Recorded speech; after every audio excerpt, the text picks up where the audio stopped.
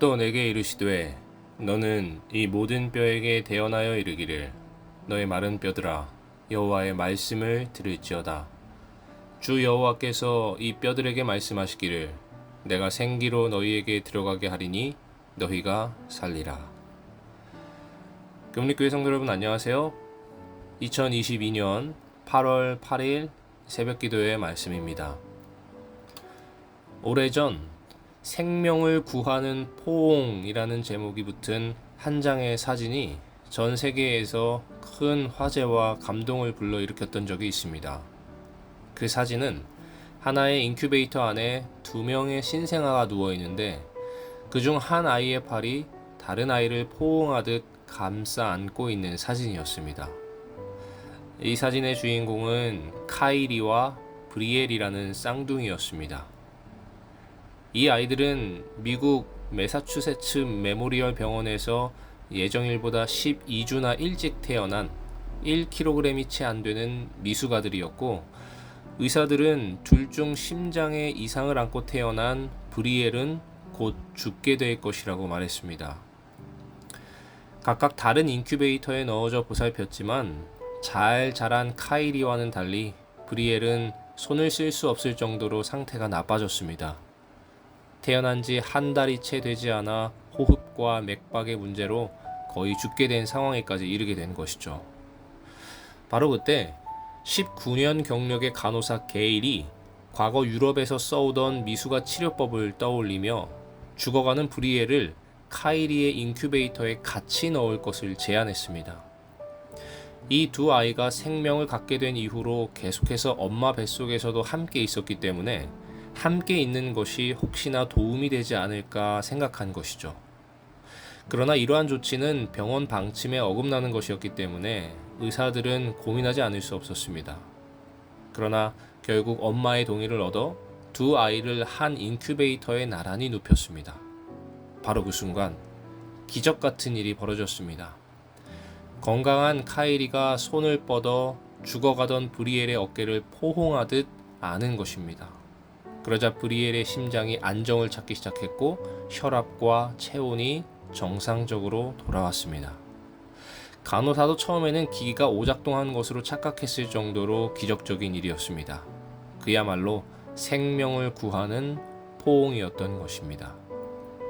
20년이 지난 지금 카이리와 브리엘은 각각 간호사와 수의사를 꿈꾸는 소녀로 건강하게 잘 자라고 있고, 이 기적 같은 이야기는 사랑의 터치가 가진 놀라운 능력의 사례로 많은 사람들에게 기억되고 있습니다. 이처럼 사랑으로 시도하는 신생아의 연약한 터치에도, 유한한 인간의 만져줌에도 이러한 놀라운 능력이 숨어 있다면 창조주이신 예수 그리스도의 만져주심에는 얼마나 놀라운 능력이 따르게 될까요?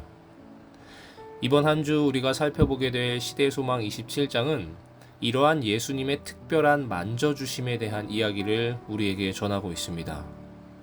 산상에서 하나님의 나라의 법칙을 설명하신 예수님께서 산에서 내려오셨을 때 예수께서 마주하신 것은 이 땅이 얼마나 비참한 죄로 인하여 망가진 곳인지를 보여주는 증거인 나병 환자와의 만남이었습니다.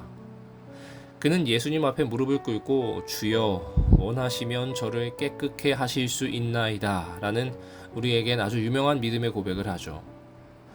근데 이 말에서 하실 수 있나이다 라는 말의 헬라어 원문은 디나마이라는 말이며, 이 말에서 능력의 충만을 의미하는 디나미스라는 말이 파생되었습니다.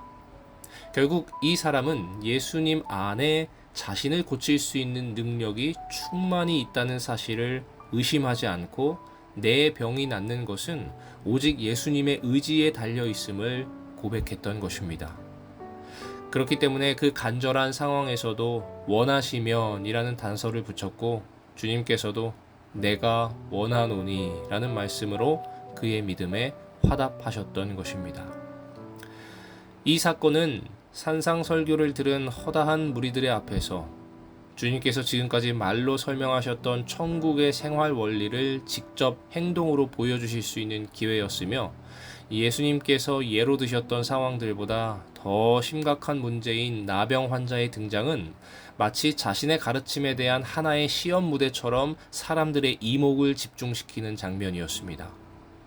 이때 주님께서는 너무나도 충격적인 방법으로 이 원리를 실천하셨는데, 그것은 바로 손을 내밀어 그 나병 환자를 만져 치료해 준 것입니다. 나병 환자를 만진다는 것은 자신 또한 부정하게 만드는 행위였기 때문에 사람들은 그에게서 멀리 물러섰고, 제자들 또한 예수께서 그와 접촉하지 못하게 하려고 애를 썼습니다. 그러나 주님께서는 그를 만지셨고, 주님께서 부정하게 되신 것이 아니라 그를 정한 모습으로 치료하셨습니다. 누구나 부정함과 접촉되었을 때 그 부정함에 물들 수밖에 없게 되지만, 주님께서는 부정함과 접촉하셔서 당신의 권능으로 그 부정함을 사라지게 하셨던 것입니다. 어떠한 죄도 예수님을 더럽힐 수 없으며, 어떠한 죄도 예수님 앞에서 정결하게 된다는 사실을 보여주시기 위하여 그를 만져주셨던 것이죠.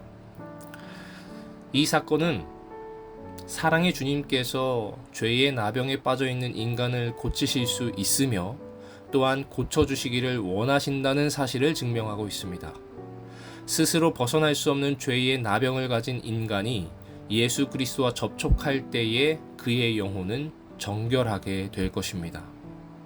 사람들이 기겁하며 피하는 만신창이가 된 나병 환자를 만져주셨던 우리 주님께서는 오랜 죄로 인하여 찌들고 망가진 우리라 할지라도 품으시고 만져 치료해 주실 것입니다.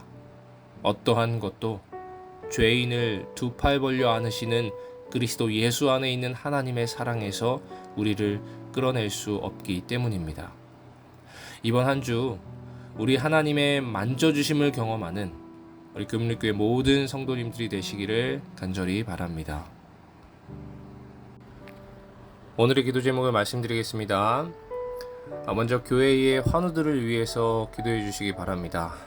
또한 남지사님들을 위해서 기도해 주시되, 오늘은 송지성, 신홍철, 안복홍 집사님을 위해서 기도해 주시기 바랍니다.